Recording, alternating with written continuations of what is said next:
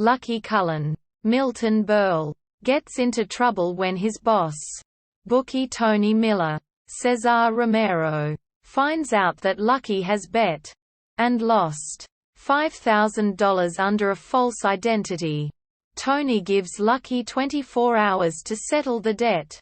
Lucky learns that he has inherited a Fifth Avenue art gallery from his uncle.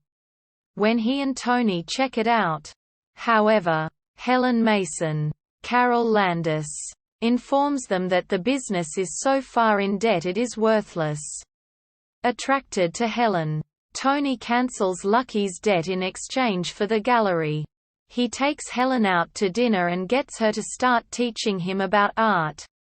When Tony finds gallery employee Stuart Hines, Richard Dare, kissing Helen, he sends Stuart on a buying trip to Europe.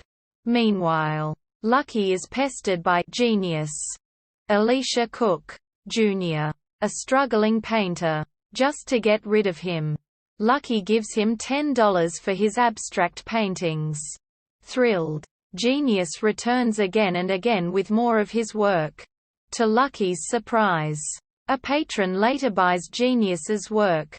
Trying to impress Helen, Tony buys a Rembrandt from Claire Barrington, Rose Hobart, for $20,000, only to have the gallery's art expert, Appleby, Francis Pierlot, unmask the painting as a very good fake.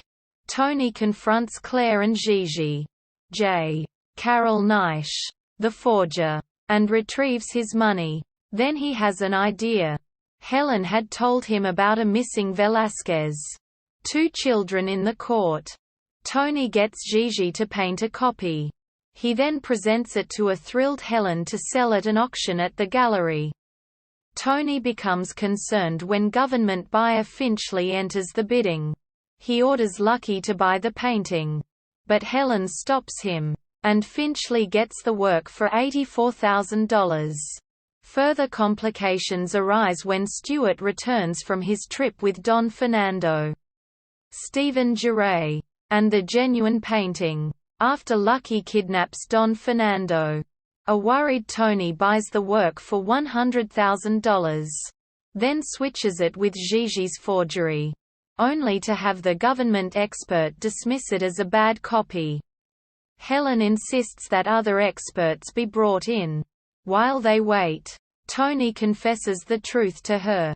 Meanwhile, Gigi substitutes his much better forgery, and the new experts are satisfied it is genuine. To show Helen that he is not in it for the money anymore, Tony donates it to the government free of charge. Tony gives the gallery to Helen and Stuart and returns to what he knows. Helen shows up at the racetrack and forgives him. Lucky then returns Tony's $100,000. He paid Don Fernando with counterfeit money.